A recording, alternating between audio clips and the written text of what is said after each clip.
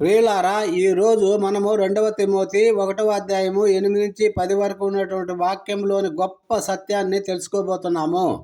పూర్తి మెసేజ్ని పెద్ద వీడియోలో వినగలరు.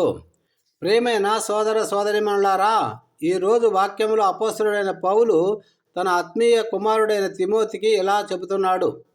మన ప్రభు విషయమే సాక్ష్యమిచ్చుటలో సిగ్గుపడకము. దేవుని శక్తి ప్రకారము సువార్తకై శ్రమను అనుభవింపుము. హల్లెలూయా. ఇది జైలు గది నుండి వచ్చినటువంటి వాక్యం. పౌలు స్వేచ్ఛగా లేడు, గొలుసుల్లో కట్టబడి ఉన్నాడు. అయినా అతని హృదయము బంధించబడలేదు. ఎందుకంటే అతనికి ఒక నిశ్చయం ఉంది. దేవుని పిలుపు అనేది కృపచేతనే వచ్చింది అని.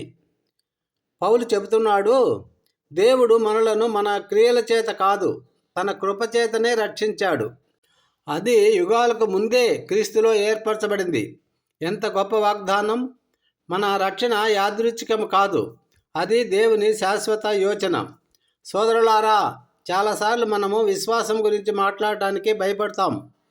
కార్యాలయంలో, కుటుంబంలో, సమాజంలో ఎవరైనా ఏమనుకుంటారో అని భయపడుతుంటాం, ఆలోచిస్తాం.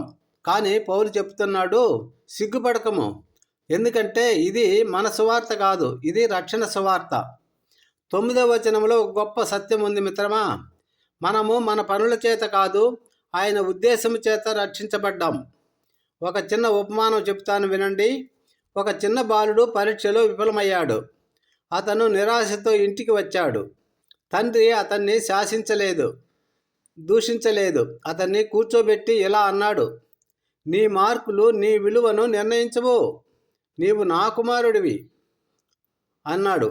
ఆ బాలుడు మళ్ళీ లేచి ధైర్యంగా చదివాడు, విజయవంతమయ్యాడు. మన జీవితంలో కూడా అలా కదా.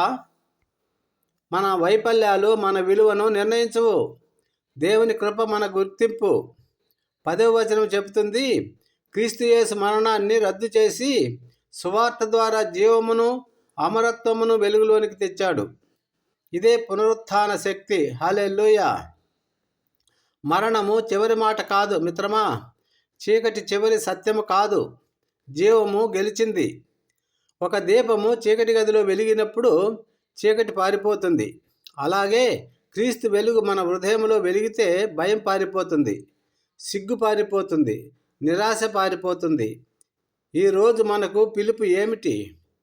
సిగ్గుపడకండి, శ్రమను అనుభవించండి. శ్రమను చూసి భయపడకండి. దేవుని కృపను నమ్మండి.